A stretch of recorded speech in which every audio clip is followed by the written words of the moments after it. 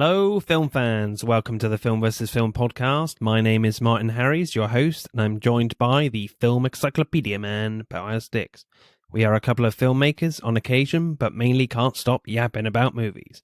On this podcast, every episode we pick a topic from a film that's coming out at the cinema or on VOD. Myself and Boaz pick our favourite film from that topic, and we battle it out to decide which film will become the greatest film of all time, according to two film geeks from Wiltshire, England. If you enjoy this podcast, please leave us a review and subscribe.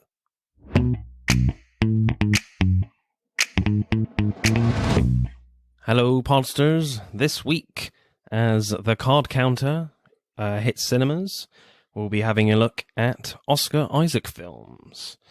And as always, I am joined by the folk singer himself, Boaz Dix. I don't think he sung a song in his life, possibly. Well, I haven't heard it. You'd be surprised. I've recorded several. All right. Yeah, a link in the description. You're not going to put the link to my music, are you? You bastard. You can if you want. Okay, if you want me to. Nice. No folk stuff, but yeah.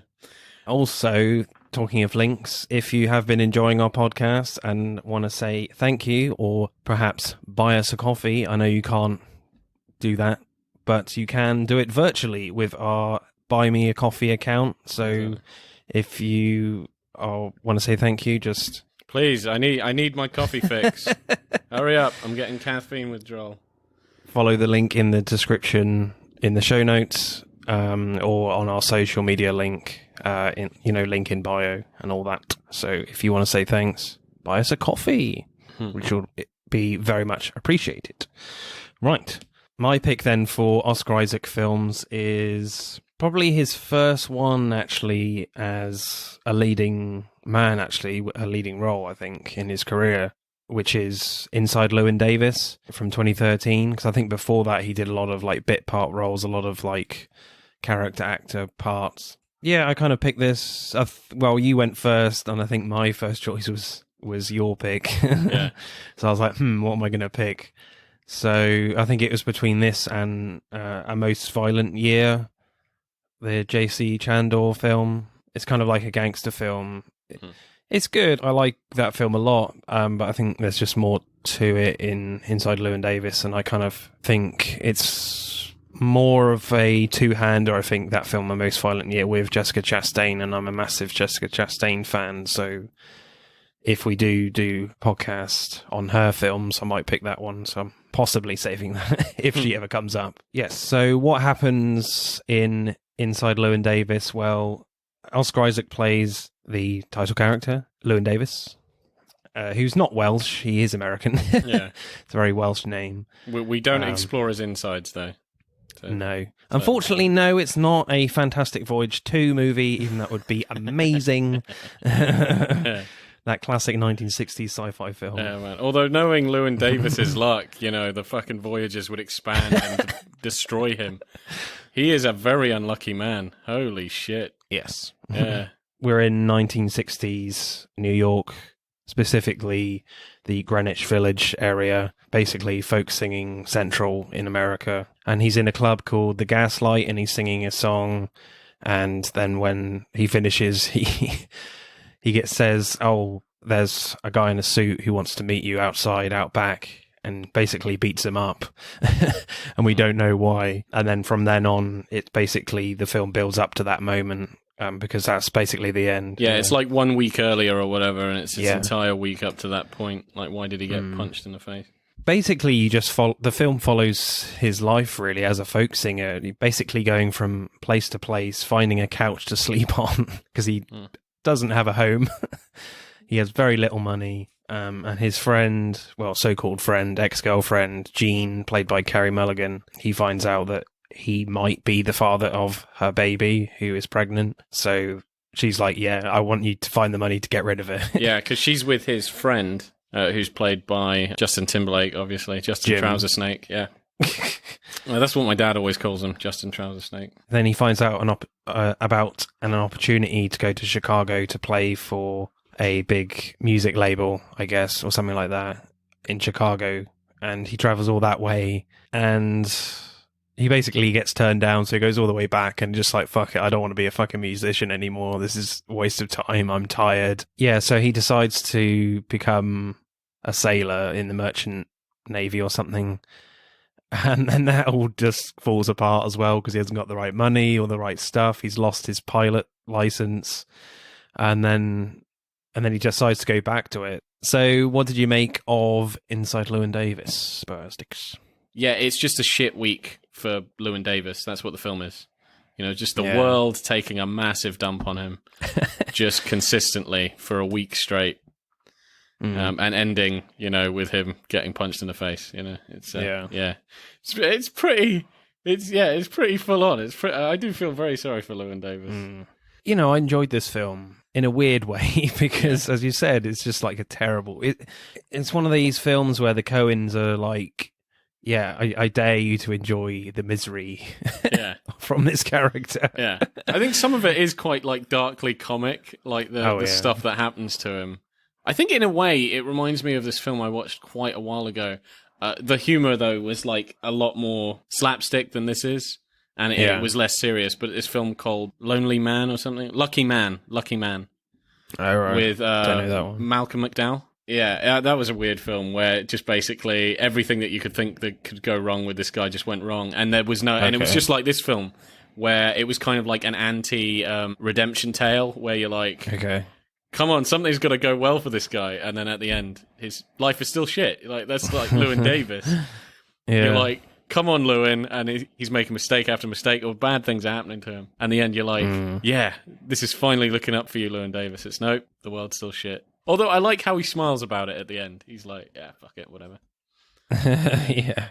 Directing, then. I haven't got too many notes on directing on either film, to be honest. But there's some interesting things. Like, I quite like, you know, the scene near the start where Llewyn meets a guy in, you know, a suit in a dark alleyway. You know, it's all very dark. The guy in the suit is all shadowy while smoking a cigarette. It gives the film like an old classic American look.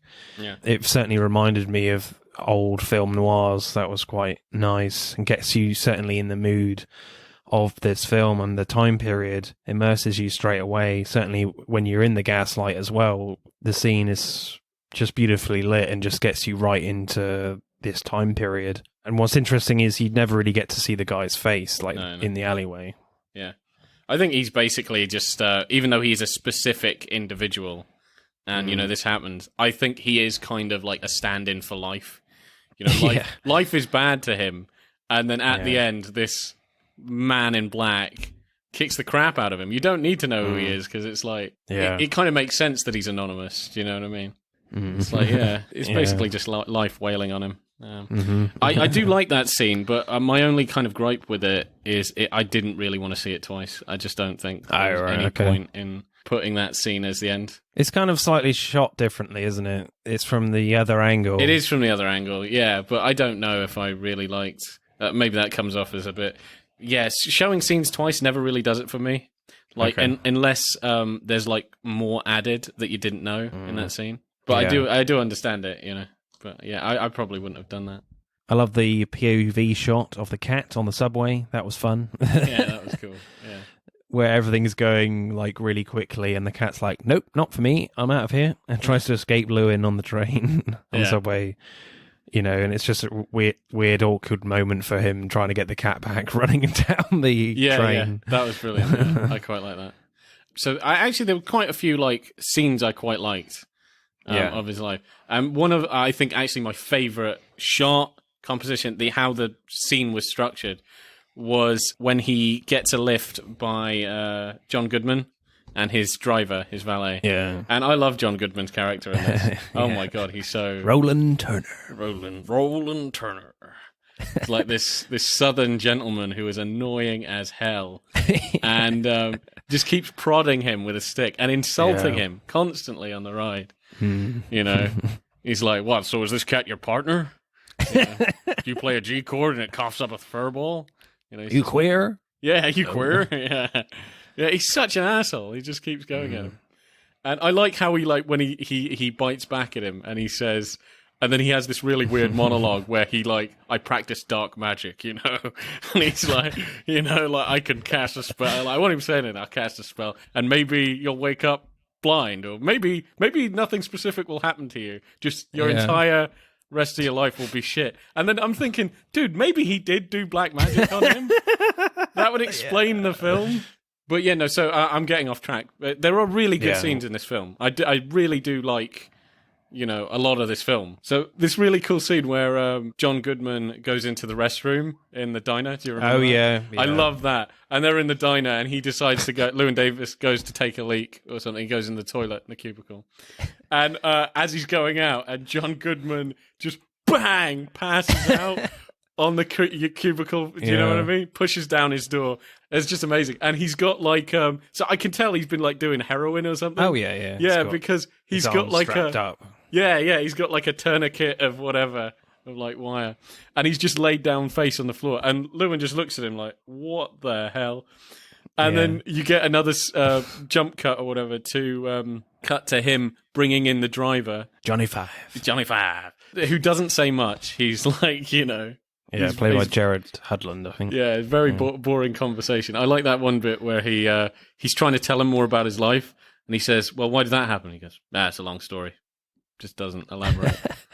I love the scene actually just before that when they're just having coffee and Roland Turner is this very like eccentric like jazz musician who hates Welsh food, has a story about anything and he doesn't care if he offends anyone. And his valet Johnny Five is reading this weird poetry and John Goodman is just like leaving his jaw open and it's like he's getting high off like listening to this poetry. It's really funny. Yeah. And so bizarre. And then that reminded him to actually get high. Yeah, and then it's like then he literally nearly kills himself getting high for real. Yeah, I love how Johnny Five's reaction is like he checks his pulse, he's like, he'll be all right. He's fine, he'll be all right.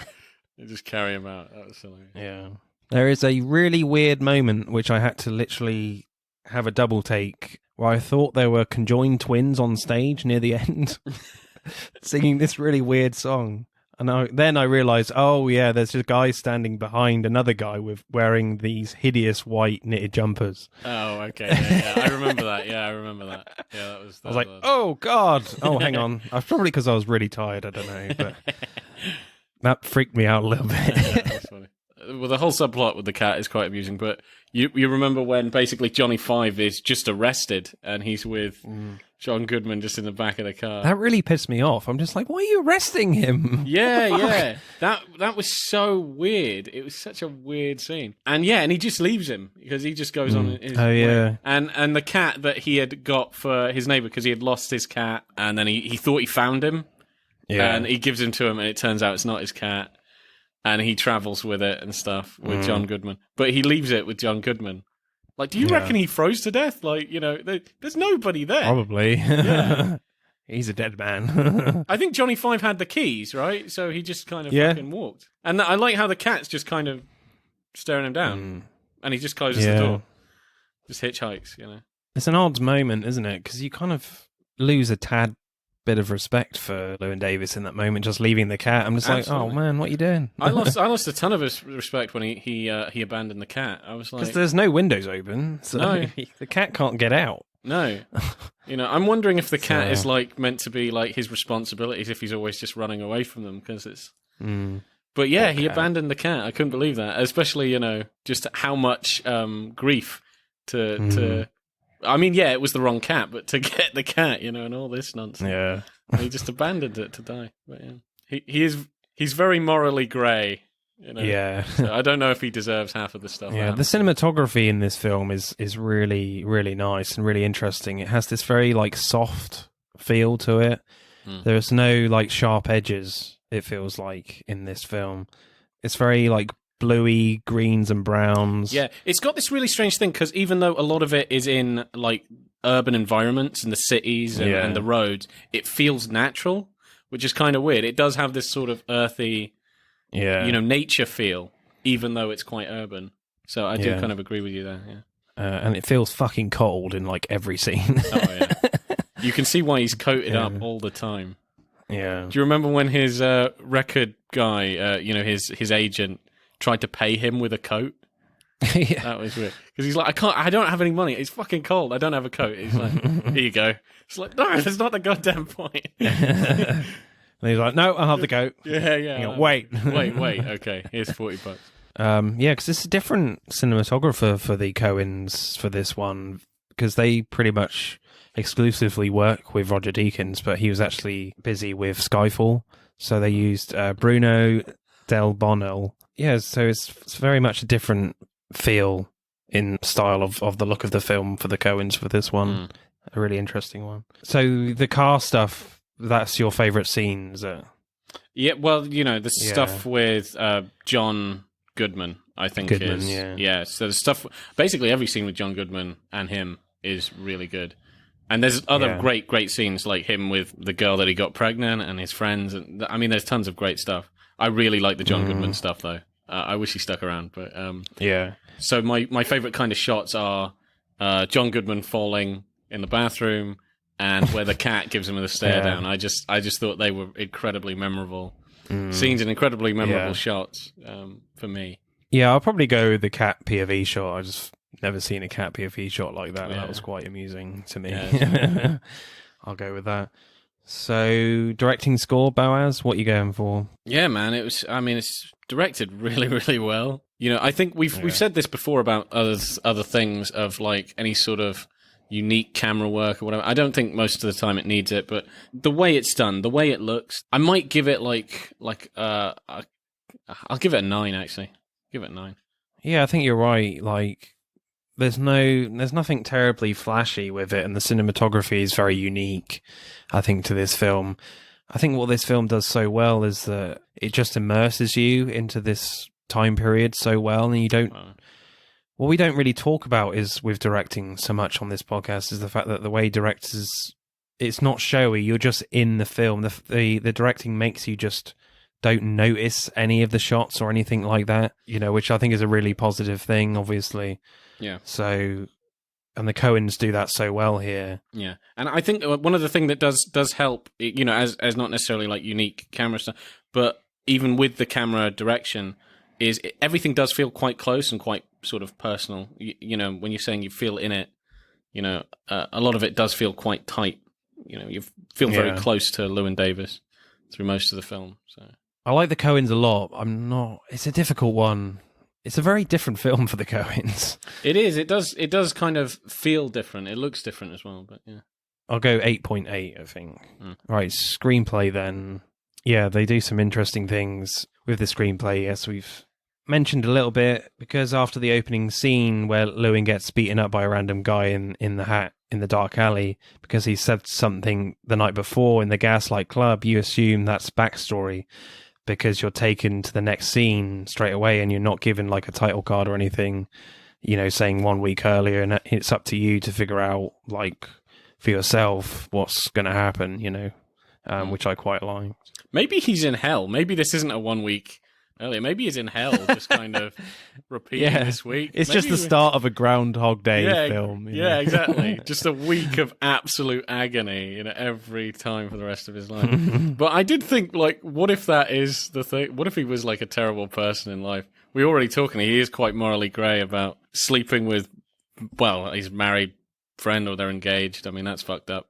Then when we come back to that scene at the start, they leave out like the second song he sings, which he used to play with Mike, and you get a glimpse of Bob Dylan, who plays after him, who obviously became a huge success. And it's like a character like Llewyn is the complete opposite of Dylan, just as talented, from the same club, but with no success or luck at all. The film expresses the really shitty side of the entertainment industry, this, folk industry specifically, when luck isn't on your side. And it's just interesting in that reveal at the end that Llewyn and Bob Dylan came from the same beginning, but at the opposite ends of success, which is represented perfectly in this film when Llewyn is getting beaten up, while we hear Dylan play. So obviously at the start, we didn't hear Bob Dylan at all. Yeah. So that was quite poignant, I think, at the end. Yeah, definitely. Again, this film is pretty funny. I love how the way the Coens find humor in these really irritating and annoying situations, which is quite funny to me. I do think, though, this film is quite an acquired taste. You know, you have moments like Lewin has the Gorgines cat and is on the phone to their receptionist, and Lewin wants to leave a message and says, "Yeah, could you just tell him, don't worry, Lewin has the cat." And then the receptionist says, "Lewin is the cat." Like, no, Lewin has the cat. I'm Lewin. I have his cat. Yeah. And then Troy, the brilliant character, Troy the squaddy, wakes him up while eating his loud cereal and says, "Oh, I tried not to wake anyone." Then starts slurping his milk for the rest. Yeah, that was funny. The rest of the milk from the bowl. Yeah, he was like a robot. And then he was like, "So do you just like plug in now?" Or... yeah, I quite like that. I thought that was quite funny. Oh, and do you remember when was it Justin Timberlake got him a song to do? Yeah, so he could use the money for whatever. Yeah. to basically get an abortion for Justin Timberlake's girlfriend. Man, he's a bit, Jesus Christ. Anyway, damn it, Lewin. But I like when they're playing the song and he's trying to learn the lyrics and he's doing it while he's smoking and trying to learn the chords. He's like, "Who the hell wrote this?" And Justin's like, "Me." It's like, oh. Yeah. And then when Jim and Jean go up to perform with Troy, he looks really miserable because, they're quite good. It's a very sweet song, and then Max Casella, an Italian-American, his friend, sits next to him and just says, "That Jean, I'd like to fuck her." Yeah. Just so funny. Yeah. It's just a really nice, sweet song, just a quiet moment. And then he says that. It's just like, oh my God. Yeah. It's just so funny. The humor is like pretty dark sometimes when, as we've said, like Lewin is riding to Chicago with Roland Turner, played by John Goodman. Lewin, reveals what happened to his partner, Mike, and he says he threw himself off the George Washington Bridge. And Turner says, "Oh, pardon me for saying, that's pretty fucking stupid, isn't it? George Washington Bridge? You throw yourself off the Brooklyn Bridge traditionally. George Washington Bridge? Who does that? What was he, a dumbbell?" Yeah. It's just quite funny, but I was just like, I shouldn't be laughing at this. Yeah, that was one of those things. Like, yeah, I kind of chuckled, but I'm like, damn, man, that is cold. That is really, really cold. And I do like how they play it realistically. Like, it's getting you to laugh at something that shouldn't be funny, because he looks like he's going to cry actually when he says that. It's like, no, he wasn't. Yeah, but it somehow is still kind of funny. It's really kind of yeah. And then he's like, "Oh, if I shoved your cane right up your ass, do you reckon some of it would hang out or not, or whatever? Still be in there or something?" Yeah, that was a good comeback. Yeah, I think a lot of the characters have great personality. Oh no, shit! What was my favorite line? Got to be a John Goodman one. Oh yeah, no, the John Goodman ones are great, but there was one that really stuck in where what she said, like, "You should have been wearing a condom." Yeah. Do you remember that? "But if you ever do it again, which is a favor to women everywhere, you should not. But if you do, you should be wearing a condom on condom and then wrap it up in electrical tape. You should just walk around always inside a great big condom because you're a shit." Yeah, that's fucking crazy. Yeah, there's a lot of like funny lines in this. That one is certainly funny from Carey Mulligan, the one they just said. There's other ones like, "Oh, well, I could say we should talk about this when you're less angry, but when would that be?" Carey Mulligan is literally angry and pissed off all the time in this film. Oh, yeah. Because he's even like, she's so pissed off at him for like getting her pregnant. And then he's like, "And who does that with a best friend's girl and all this?" And he goes, "Haven't you heard the phrase, it takes two to tango?" Yeah. She's like, "Fuck off!" Like, really loudly. It's like, Jesus Christ. The Mr. Kennedy song, "Outer Space." From Adam Driver. Yeah. "Does everything from Wales make you shit yourself?" "I don't remember making this bowl of shit." From John Goodman. My favourite line from John Goodman, though, is, "I became indisposed after eating a toasted cheese sandwich and found myself purging from every orifice, one of them like a fire hose." That's my favourite line. Yeah, so man. funny. He says so much weird shit. I would love to see a spin-off. Yeah, I was just about to say that. About the life of, is it Roland? Roland Turner. Roland Turner. You've got to see the life of Roland Turner. It's got to be a thing. Yeah. So, Score Bowers, what are you going for screenplay? It's the thing. I really actually do like the screenplay. I think it's funny. I think there's a lot of funny bits in it. There's a lot of emotional stuff, like about his friend Mike, especially when he has a breakdown and you realize, Mike died, his partner killed himself. And, he just doesn't want to really remember this shit. Yeah. The only thing that pisses me off is it doesn't have, in my mind, like a good ending for Lewin. No. I do like that he does finally sing the song that him and Mike sung together, but nothing looks up for him. It's still the same. I know it's cliche, and I know it's like breaking a cliche. It's so cliche that they get the happy ending. The underdog gets shit on all the way, and then he gets the happy ending. But I really feel like it would have benefited if he just had a success at the end. Well, I think he's a little bit emotionally at peace after he finishes that song before he gets beaten up. Well, I do even like that after he gets beaten up, he follows the guy and he sees the car go off and he's like, he's just well, thanks, see ya. Yeah. And then it cuts to black, like he's having no hard feelings. It's almost like, you know what, water off a duck's back, I don't care.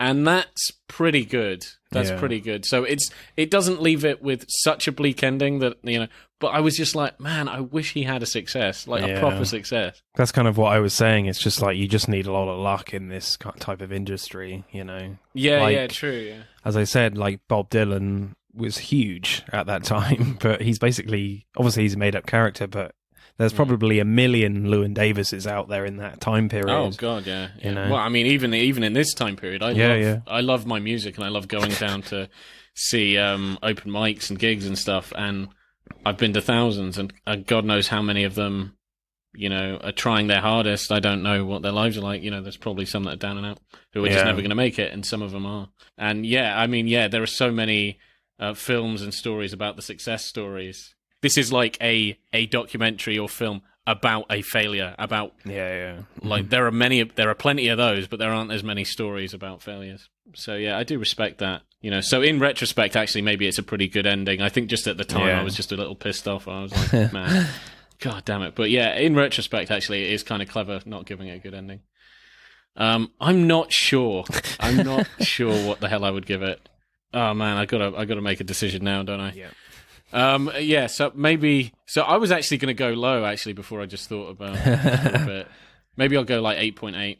I like the script as well. I think certainly the script is I think all the elements are really strong in this film, actually. I'm not a massive fan of folk music at all. Like, they kind of make fun of that a little bit in the film as well. Like, that folk music isn't exactly popular. It's a very unacquired taste. But some of the songs are quite catchy. And funny as well. That Mr. Kennedy one is pretty funny. I actually really like the opening song, which happens at the end as well. I thought that was a good note to start on, really. Yeah, it's funny in all types of ways. Like funny in a weird way, funny in a depressing way. Yeah, funny in an irritating. It's just that all the types of funnies are in this film. I feel like. Yeah, in a slapstick way, in a an actual joking way, like they're actually sharing jokes and stuff. In a surreal way, Johnny Five getting taken. Like, what the hell was that about? That still confuses me. I think you're right. You just don't get many films like this where it's a failure story, not a success story. But in that, he kind of gets emotional solace at the end. So I think it's just really well written, and the way you're immersed into the time period. So I might just go like 8.9. Right, acting then. I love Stark Sands' performance as Troy Nelson, the US Army soldier.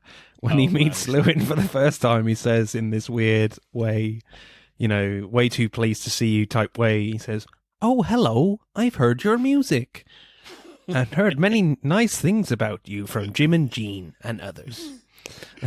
And then Carey Mulligan does this brilliant eye roll. I was like, oh my God. It's absolutely brilliant. And she's just so miserable, in every scene. And then Llewyn just says, "You have not heard one nice thing about me from Jean ever." I like that. Such a funny character. I really liked Oscar Isaac's performance when he gives the Gorfines their cat back, but they invite him in for dinner and they ask him to play a song, and Lewin isn't keen, but sings the song anyway. When Lewin is singing, Lillian Gorfine starts singing Mike's part. He used to play with him. And Lewin gets quite angry quite quickly. He makes the scene like really awkward and uncomfortable at this point, and you don't know what happened to Mike at this point in the film. But it's in Isaac's performance, you know, he makes it very clear Mike was very important to him, and it's an emotional time for him. And, you know, then when Lillian screams and brings out the cat and says it's not their cat, and it's just quite funny and weird. Yeah. And it just cuts the awkwardness perfectly, you know. Where is it, scrotum? Where is it, scrotum? Yeah, that's funny. Just the juxtaposition of this really awkward, like, oh my God, to weird humor. Yeah. Incredibly serious conversation and like very emotional to like one of the funniest lines in the film, yeah. It does that a lot in this, yeah. Like when he's talking to he does this fairly emotional song about his dad, and then he realizes he's shot himself at the end. You know, you need to come help my dad. He needs to be cleaned. Yeah, I remember. And he's like, oh, wow. You know, but just before that, after he finishes the song. Yeah. Yeah, and then near the end, Lewin is back in the gaslight and is just like, I don't give a fuck anymore. And heckles this old woman on stage and says, are you wearing gingham panties? You know, another insult as he's heckling her. Yeah. You know, Oscar Isaac is brilliant because he looks so tired and depressed in these moments. Yeah, even when he shouts like, you know, I fucking hate country music. It's like he loves it really, but it's taken everything from him. It's like it's just, you know. I'm glad he doesn't give up though. Yeah. I think Oscar Isaac does a really good job of looking like he's holding back tears. Like a lot. He does that a lot. It's a particular expression where you're just like, man, he's going to break down and cry, but you could feel the pure fucking will. No, I'm not going to cry. Yeah. And I like those scenes. I think my favorite performance is actually, I mean, Oscar Isaac is great, but I think John Goodman, man. Yeah, just... I was going to say John Goodman as well. As much praise as we're giving Oscar Isaac, John Goodman steals the fucking show when he's in there, and it's such a shame the character like disappears halfway through. Mm-hmm. He is amazing, like from John Goodman's over the top Southern accent to just his annoying as hellness. You know, he's great. Yeah. What I would want to see is a TV show where Roland Turner, still in the 60s, obviously, just traveling through Wales. It'd be so funny. Yeah, that'd be amazing. So, acting score, Bowers, what are you going for? Yeah. I mean, as we were saying, like almost all the actors are top notch. I'll give it an 8.7. I would say, you know, the acting is really, really good and certainly one of the strongest elements. So I'll go a 9.1, I think. Right, let's add up the scores then for Inside Llewyn Davis. Pretty high score. Inside Llewyn Davis gets 53.3. So that might scrape into the top 10. But if you want to find out what our top 10 is, look on our Instagram and Twitter account. You can find our leaderboards there, and you can find out where Llewyn Davis lands on Tuesday. Right, what is your pick, Mr. Encyclopedia Man, for Oscar Isaac films? Ex Machina. Nice, from 2014, directed by Alex Garland, who did Dread and Annihilation. And the great TV show recently called Devs. Did you ever watch that? No. That's really, really, really interesting. It basically, it's this film, but to another level of just like, whoa, blowing your mind kind of thing. All right, I got to check that out. So why did you pick this one then? I have heard about this film for a while. It keeps coming up. You know what I mean? Like great sci-fi movies, great this, great that. I keep seeing this. And, you know, even when... you know, it came out, as you know, the trailers and stuff. Some of my friends had seen it. So it's always something I've kind of been interested in looking at, and I just kept forgetting to watch it. You've not seen it before this? Then? I've never seen it before. I'm actually glad this was the first time I watched it, because, you know, it's a hell of an experience. Yeah, I really like this film. Cool. So what happens in Ex Machina? So, Ex Machina or Ex Machina or whatever the hell you want to call it. So Domhnall Gleeson, he plays like an analyst or something at this company. He's a programmer at a giant tech company owned by Nathan Bateman. He wins a competition by the company CEO to go to his like personal retreat and hang out with him. And so apparently this is something that they've been advertising in the company. You know, the film starts up with that. It's like he's working and then it's like, you have won the opportunity. It's like, what the hell? So he tells everybody. So he takes a helicopter to this, man, it looks in the middle of nowhere. It is Norway, like, yeah. And it's just completely abandoned. Like there's just miles and miles of just forest and rivers and stuff. And just this big house, this mansion there. And he meets Oscar Isaac, who plays Nathan Bateman, the company CEO, and he doesn't actually know what he's doing there. He's like, yeah, we could just hang out for the week. He goes, there is something I actually do want to do with you, but you have to sign this form, and it's a non-disclosure agreement. And he's kind of hesitant to do it. So he's like, well, listen, you could just spend the week with me, and we could just chat, which, that would be cool. Or you can sign this, and it's going to blow your mind. Do you know what I mean? You're going to kick yourself otherwise that you couldn't have been involved in like the discovery of the century. So that piques his interest. He signs it. And he shows him a machine, so a robot which has the face of a woman called Eva. And he's basically like, I have built artificial intelligence. I have built a machine that can think and feel. It's sentient. And I want you to administer the Turing test on it. So to see if you can like question it, probe it, whatever, until you're satisfied that it can actually think, And so yeah, he stays over for the week and he questions this machine in all kinds of questions, and he basically falls in love with this machine. I don't think it's like even up for debate. It's apparent this thing can think. This is this is a thing. This is an actual being, and obviously is not very happy that it doesn't have freedom. It's essentially a slave. That Nathan has taken all of her freedom away, and she just wants to escape and wants to escape with him. And it seems like she loves him, and so he kind of concocts a plan to run away with her. So that's kind of the film. Yeah, I love this film. I think it's so beautifully written. This film was fucking amazing. Oscar Isaac is like really like creepy and kind of cool at the same time. And obviously Domhnall Gleeson, we're he's the protagonist. We're with this character. He's great as well. And there's a very disturbing scene near the end, which I find he's brilliant at, which we'll get to in acting. It's just the questions this film asks, the psychology, the philosophy is just really, really, really interesting. I love like AI theory and all that, everything that comes with that. I mean, we've made a few films together about that kind of subject. Yeah. Nowhere near as good as this, but we've had a go. Yeah, we've had a go. We might have another go one day. I do love AI stuff as well, and I think more and more robotic experts should watch these films. They're clearly not fucking watching them. Like, they keep making robots. Stop making robots and AI and stuff. Like, Jesus Christ, man. You think Terminator would be enough, but no. You'd think it would, and they keep making these damn machines that can talk and respond and do all this crazy stuff. We need to unplug all this shit, man. Yeah. We are going to kill ourselves.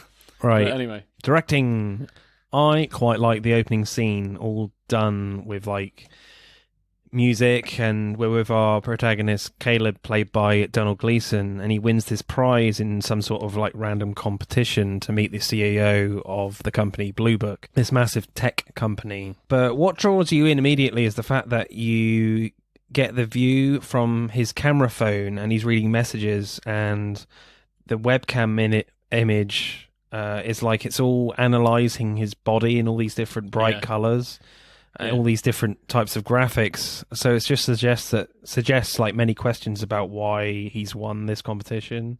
Yeah, definitely. Especially when it comes to the end, when it's like, this was not random. And especially the twist. There's so many twists in this of why he was chosen, and then it makes sense. It's like, that's not a design thing to put because I thought it was just the camera being funny, but no, he was being watched. You know? What's great is that it draws you in. It's all in the first minute as well. All this intrigue is brilliant. I like the long lingering shot as Caleb goes into the building. The camera outside the door It closes in on behind him as he goes into the facility. The film basically trying to tell you that, yeah, he's not getting out. Yeah. There is a lot of like hidden details. Do you know what I mean? Like, Yeah. I need to watch this again and again. I've seen it quite a few times. Yeah, this is my first time. I feel like I would benefit a lot from Yeah. rewatches. Like, there is a lot that's thrown at you. Really, after that, I didn't really have any directing notes. It's all acting and screenplay, to be honest. Like, near the end, Nathan's death is quite sudden. Nathan is attacked by Ava. Nathan attacks Ava, and is dragging her body. Then there's a brief shot of Nathan dragging Ava with Kyoko behind his shoulder. Then immediately the knife is in his back, and I think they cut to that as the knife is literally halfway in his back. And you're just like, oh shit, he's dead. Yeah. He's gonna die. I kind of like how it slid in. It's just like, it wasn't a passionate thing. It wasn't it just slid in. It just fucking slid in, and he's like, holy shit. Yeah. Like, he just can't believe what happened. He's like, oh my God. And then I quite like the last few scenes of Ava becoming like an indistinguishable human, and it's quite drawn out, that bit. It certainly does slow down a little bit, where she gets a new arm, even though the arm seems to be way too long for her. But there we go.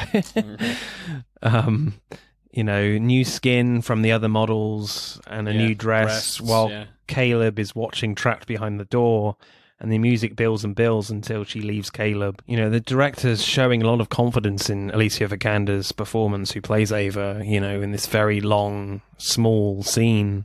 It works so well with her acting, You definitely have to put in the director's chair is just, the set design. This facility, this mansion, it's incredible. And then it's like, yeah, man, just all the cells and all the cells. It does looks like they are fucking cells, man. Where he keeps the machines and shit. That is a cell. Let's not fuck around. It is a cell, But it's an amazing looking cell. Man, the place looks great. Man, if I go to prison, I want that cell. I want that prison to look like that. Yeah. He's got a lot of good style, actually, the Nathan or whatever. Like, he's got really good taste in architecture and stuff. Yeah. So it looks really great. I do think also the camera work I do actually quite like, and I like how you get a lot of like Jack Gleason's like face, Donald Gleason, Donald Gleason or whatever the hell he's called. Jack Gleason is someone else. But like a lot of his face, a lot of like close-up shots, just of him very, slowly building more and more of an attachment and more to Eva and more of a fear of Nathan. I quite like that. Just every scene, you can just sort of see his face and you can see it is changing, Yeah. And I thought that's a really good directing point. You got a favorite shot or scene? Nathan gets like blackout drunk. and where he goes to his office and is trying to like go through the video files. All right. And you've always got to have a scene like that where he's trying to keep his activities secret from Nathan, who's fumbling for his key card and stuff. Do you remember that? Oh yeah. Yeah, I quite like that.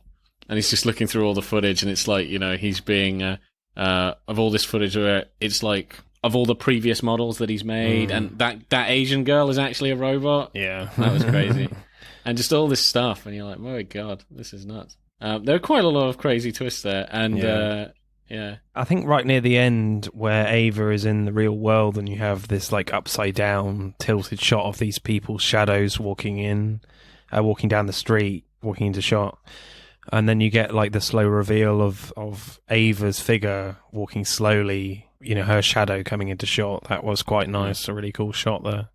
Oh, one scene that I thought was it felt like a fever dream. It was really weird, where the Asian girl, his housemaid, who, as I said, turns out to be a machine, is like taking off her top or something. And he's like, no, stop. And he's like, she doesn't understand a word you say, but, she knows how to dance. Like, do you want to dance?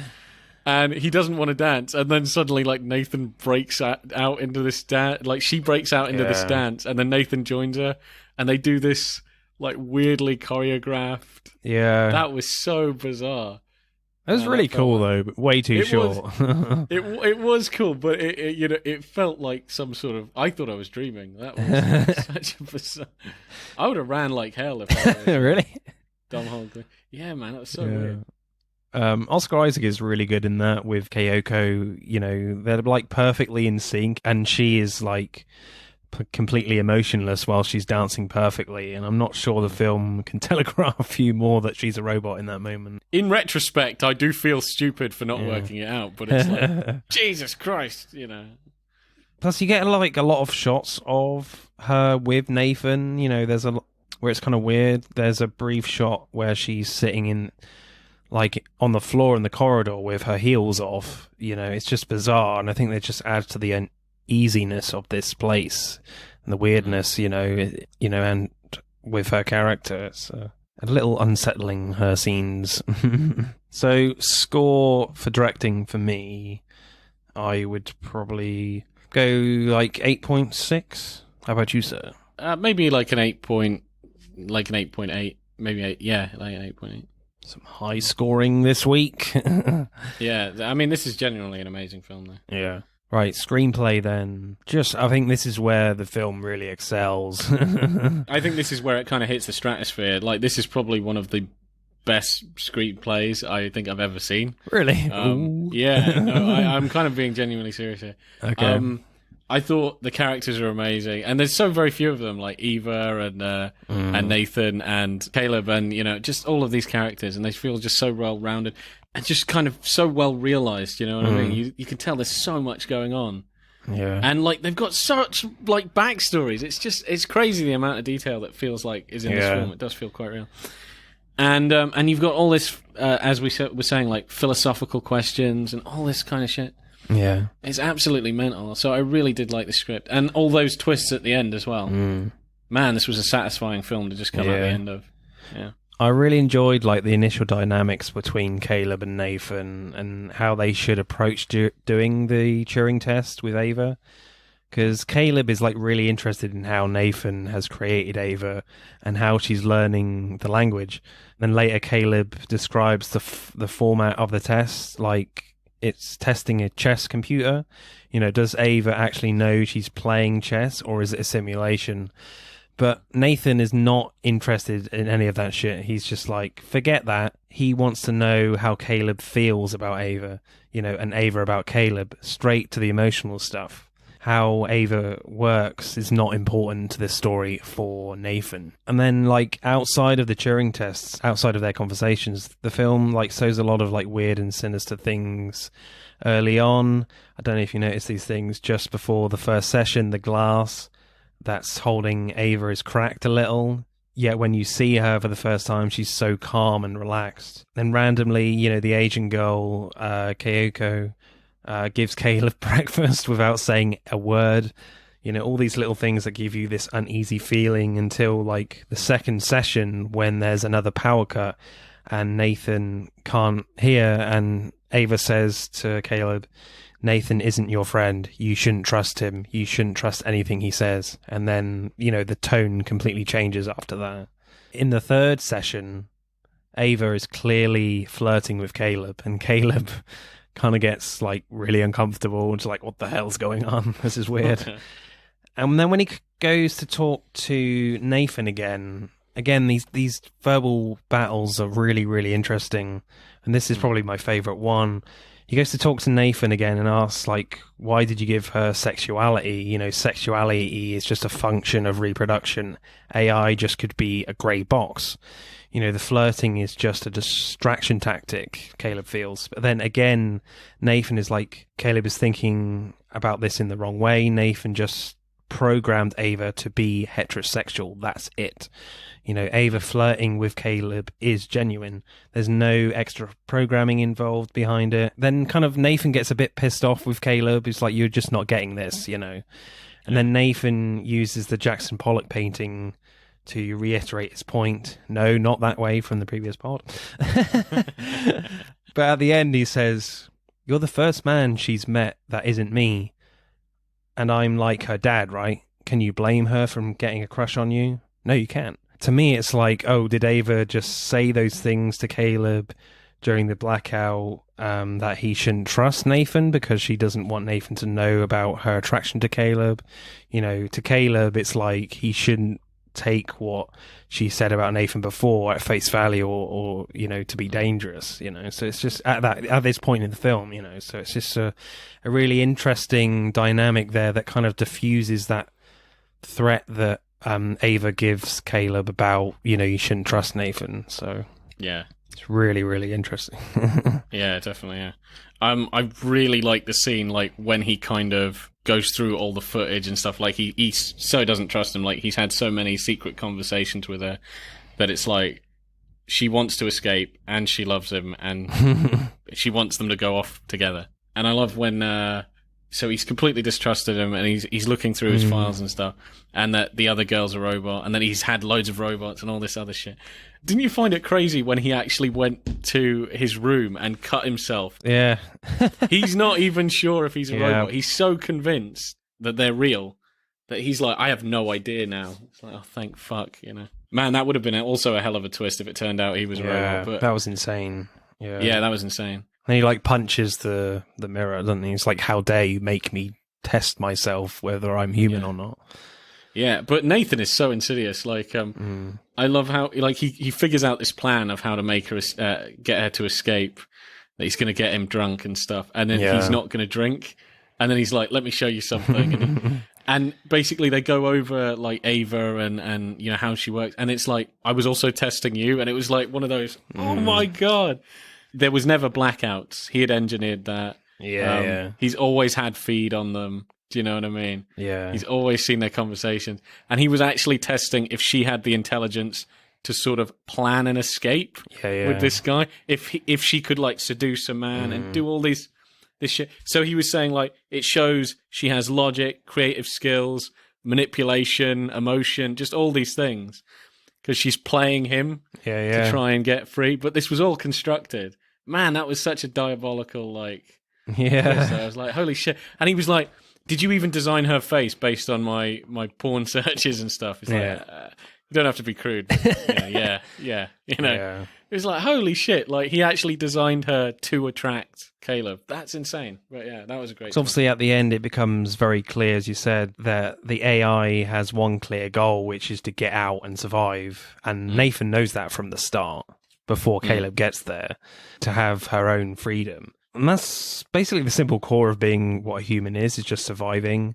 And then from then on, it basically becomes a survival film. They just want to get out. Plus, when Ava is flirting with Caleb, it puts into question, does she just want to manipulate Caleb to let her out? Which obviously she does. That was a great thing that they kind of left as open-ended, but then at the end really closed that and made that clear.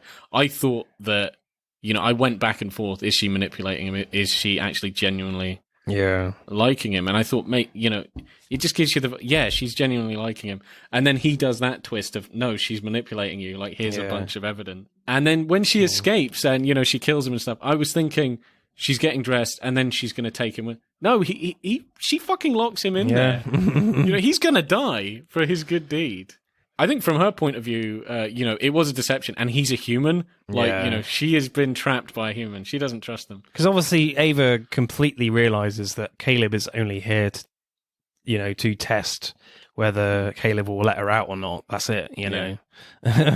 Whether Nathan not only would let her out, but like even let her survive, because it's like, if she fails, she'll be probably turned off. And then Nathan also reveals that actually if she succeeds, she'll also be turned off. Just another better version will be made still, regardless. And Nathan is obviously fully aware that proving AI is proving if they want to survive or not, which is how like Nathan stops Caleb from escaping. And it's a cool twist about why like Caleb was chosen, not because he's a good coder, but because he has a moral compass. That's why he was chosen, the perfect person for Ava to manipulate. But then there's obviously another twist in that he's already executed his plan.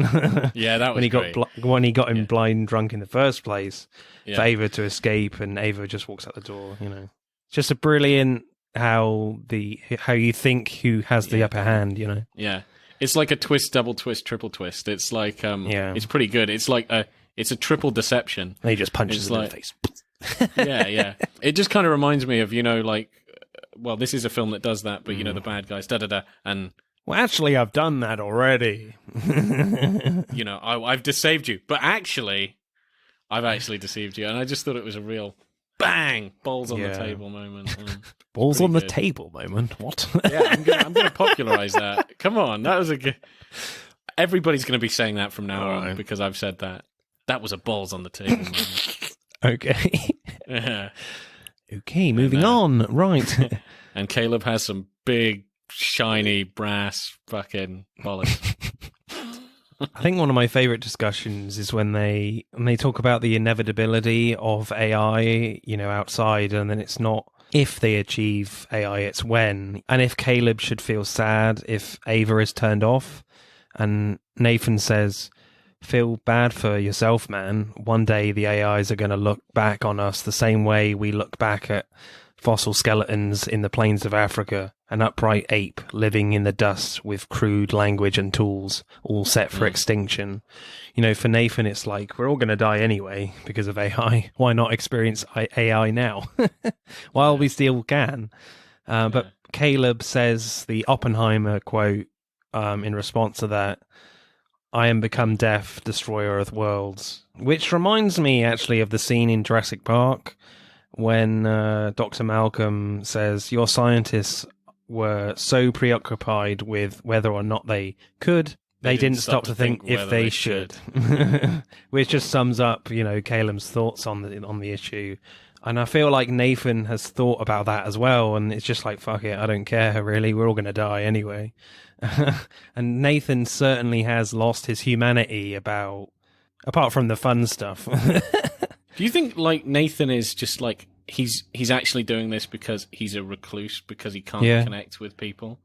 Probably. I have a feeling he's making human beings because like he's giving all these scientific reasons, but he does seem desperately lonely. He seems like a wreck, like especially when he's drunk and stuff. I like even when he first meets him, he goes, yeah, man, I've got a hell of a hangover. I can't, eat. I'd probably eat breakfast with you, but, I just can't. Yeah. And he's saying, I'm so hungover. And he goes, was there a party last night? It's like, no. Yeah. Like, there's nobody for miles. Like, he just doesn't get on with people. Yeah. I think probably Caleb's the only human being he's ever got on with. And so I think, he's just making people. Making people. And even those people don't like him. Like he's a horror. I think he's a monster of a man. Yeah, because he just wants to dominate the robots as well. Just like they've got to do exactly what he says. Yeah, obviously he's testing them as well. But do you feel like when Caleb watches all the videos of him, he beats them up? Doesn't he? He beats them up. Yeah, he does beat them up, yeah. It's almost like an allegory, because we're talking so much philosophy about AI and the nature of consciousness and reality and freedom and all this, and evolution and all this other stuff. But I think it's also like an analysis of even just really grounded stuff, like abusive relationships or whatever. Yeah. Like, this guy is basically a domestic abuser, but it's changed from him abusing humans to he abuses AI. Yeah. These are technically his children, and he's a controlling monster. Yeah. You got a favorite line? There are some really good lines. I love the bit where he calls him Mr. Quotable because he's always fucking saying. He says, "You're always saying good lines, like I've become God and we've become God."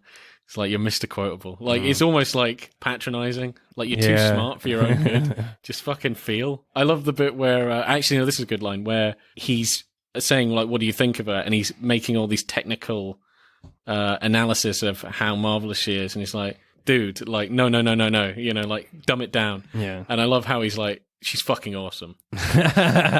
yeah, like that's the kind of stuff I want. I like that line. She's fucking awesome. I mean, that's great. My favorite line is when like Caleb is questioning like how she works. Well, it's the sexuality conversation, and then Nathan is like, and in answer to your real question, you bet she can fuck.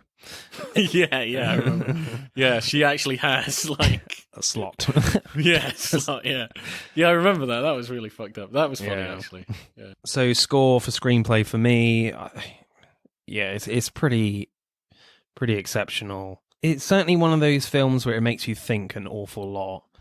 On an emotional level, it doesn't do much, I don't think, for me. Because you say, Caleb was in love with Ava. I'm not sure he was in love with her for me. I just think he really felt sorry for her a lot and was basically completely manipulated by her. I kind of disagree. I do think he really did love her, like in every kind of conceivable way. Really? Yeah, but I think that's one Okay. of the ways you could take it. You could take it. Was it just kind of this sort of idea of attraction, idea of love, Yeah. or was he actually in love? Was it just like, oh, I'm here to save you, sort of hero mentality, or was he actually in love? Yeah. And I do kind of think he was probably in love, which I think makes the ending more heartbreaking. If you think it was kind of not put on, but it didn't come from a true place, it came from like a more artificial place, artificial, then maybe her betrayal of him isn't so bad. It's like, you didn't really love me. I was still just an experiment. Okay. But if he genuinely loved her, then that's heartbreaking. He's been left to die. That's fucked up. I'll go 9.4, I think. How about you, sir? Yeah, man. Again, as I said, I love this film. I love how really grey it is, morally. That is, it's very white actually. If you're talking about the aesthetics, man, it's so good. I would go 9.6 or maybe 9.7. Actually, I'll go 9.7. Okay. I really like the script. Cool. It blew me away. So, yeah.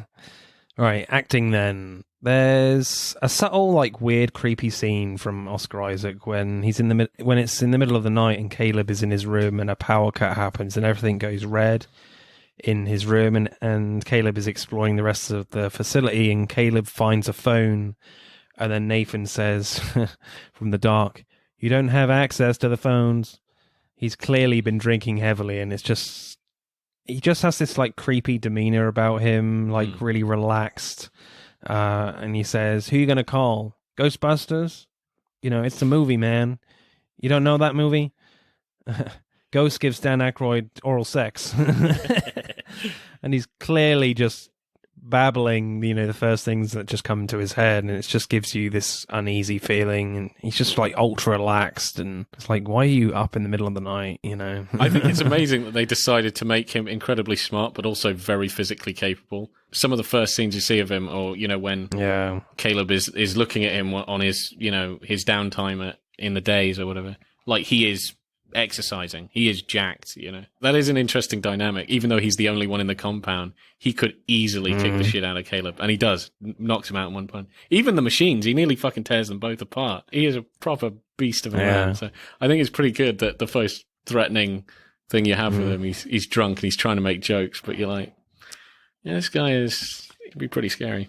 I really liked this tiny moment from Donald Gleason after Ava tells him that he shouldn't trust Nathan.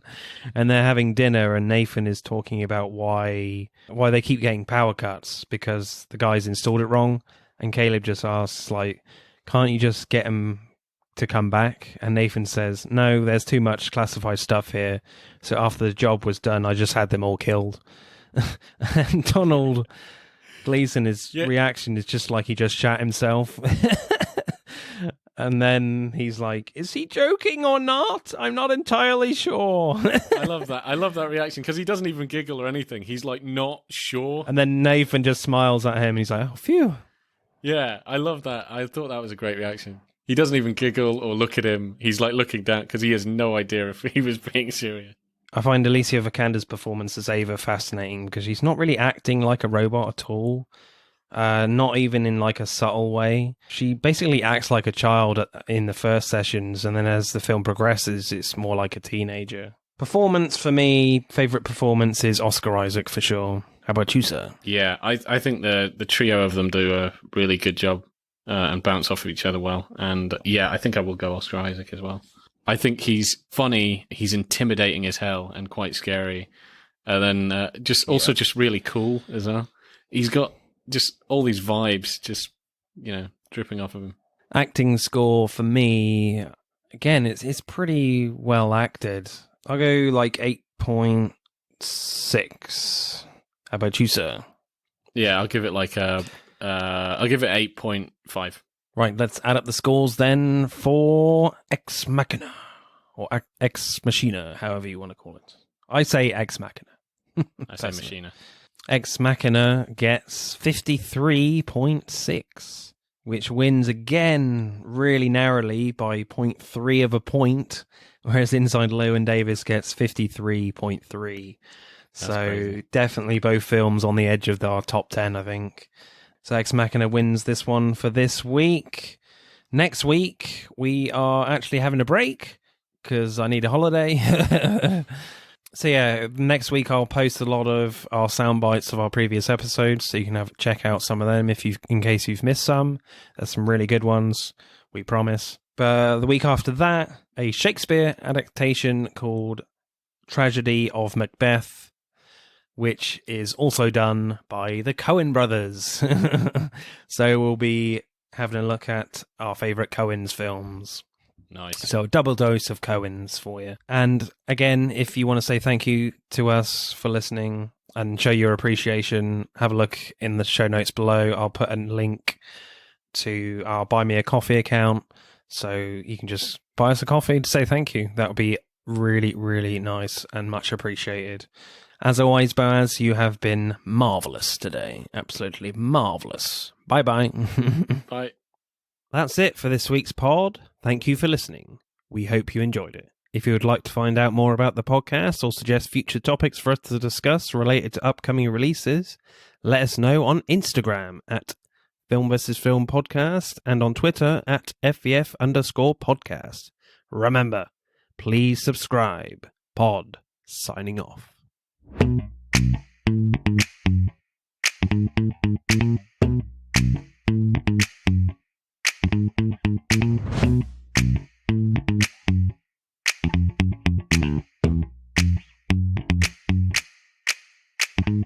you.